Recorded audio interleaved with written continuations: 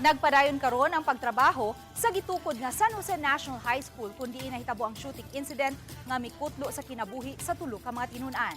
Samtang matod sa DepEd, may mga estudyante na karon ang nagplano nga mobalhin og eskwelahan human mahitabo ang krimen. Ang detalye sa report ni Nico Sereno.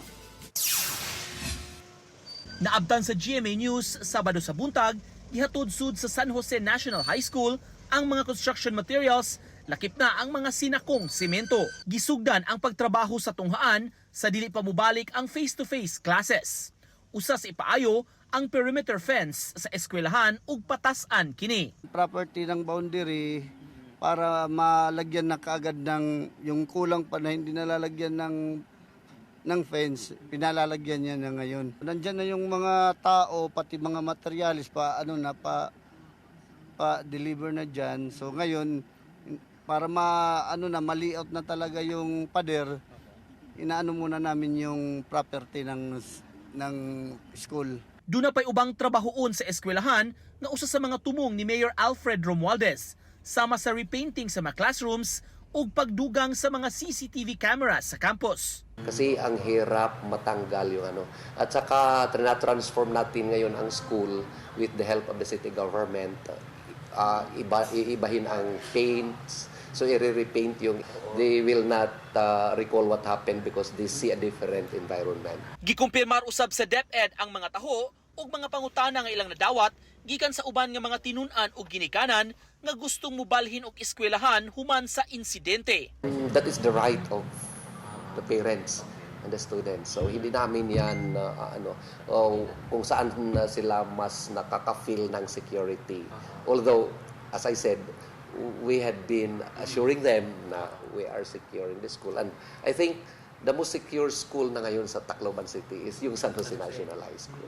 Musagup gihapon ang San Jose National High School ug alternative delivery mode karong semana. Sa Hulyo 6 gipaabot nga mobalik ang face-to-face classes sa maong eskwelahan. Samtang Biyernes sa gabii, mihalad og tribute ang Boy Scouts of the Philippines sa mitaliwang scout nga si Chris Lawrence Fabian. Mitambong ang mga Boy Scouts ug mga opisyales nga miyukbo ug mihandom sa maayong mithi sa 15 anyos nga tinun-an. Gipasidunggan si Fabian sa Leyte chapter ug sa National Executive Board. Tungod sa iyang nahimo atul sa insidente, kundi gisirad ani-ini ang purtahan aron maalihan ang shooter ug maluwas pa ang iyang mga classmate. Gold Gallantry Award ang gitunol sa iyang pamilya. His final act was one of uncommon bravery, a testament to the Scout oath and law that he faithfully lived. While we deeply mourn the loss of a young life filled with promise, we also celebrate a legacy that will continue to inspire generations of Scouts and Filipinos. Dungan usab nga misaludo ang mga scout kang Chris Lawrence ug pag-awit sa classic Boy Scout song nga On My Honor. On my honor, I will do my best to do my duty. The Republic of the Philippines, and today's Scout Law. Karong simanahan nagkatakda ang paglubong sa tulo ka mga biktima nga mga estudyante sa maong pagpamusil. Uban ni Godfrey Relien ug Philip Patricio. Nico Sereno,